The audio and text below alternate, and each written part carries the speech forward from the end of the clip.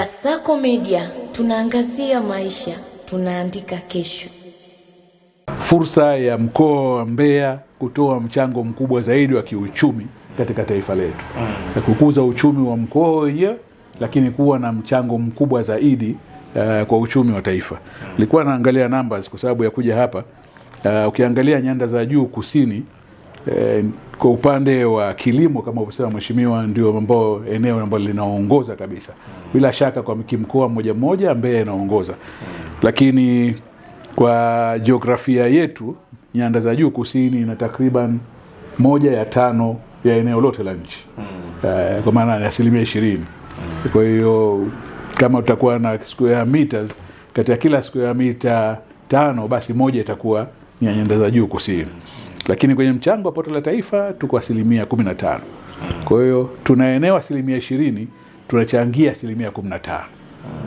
Maana yake ni kama bado tuna fursa kubwa sana ya kuimarisha mchango wetu katika pato la taifa, uendane, ushabihiane na ile eneo ambalo tunalo. Lazima tuangalie jinsi gani tunaweza kufanya ili sekta hizi za uzalishaji tuziimarishe vizuri zaidi ili serikali iweze kupata mapato. Sababu zao la chai likisimama, maana yake serikali itapata mapato ya kutosha. Jambo jingine ni ile kuunganisha hizi sekta ndogo ndogo za uzalishaji. Kwa maana wa vijana, bodaboda, bajaji, machinga, mamalishe, vinyozi. Huku Mheshimiwa Waziri, kuna fedha nyingi sana na tumekuwa tukiongea mimi mara nyingi. Yale makundi yana fedha nyingi, lakini hawajaunganishwa. Sasa kule uliwekea mkazo, ukiwezekana iundwe sera maalum kabisa ya kuhakikisha tunayatambua makundi na ni iwe sekta maalum.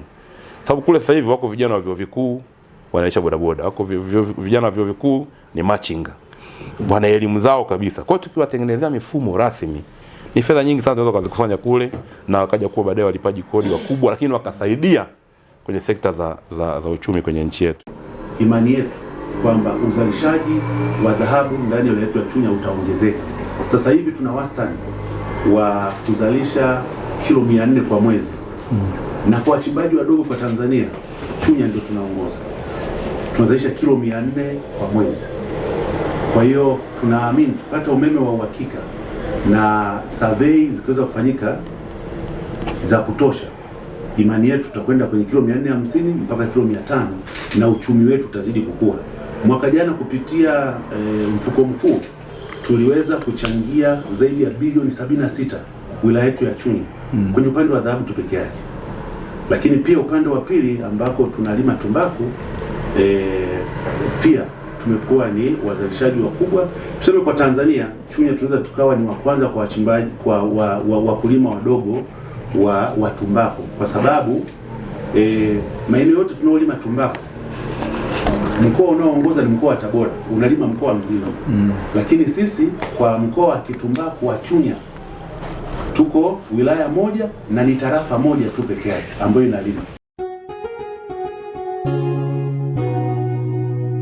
Kasako Media, tunaangazia maisha, tunaandika kesho.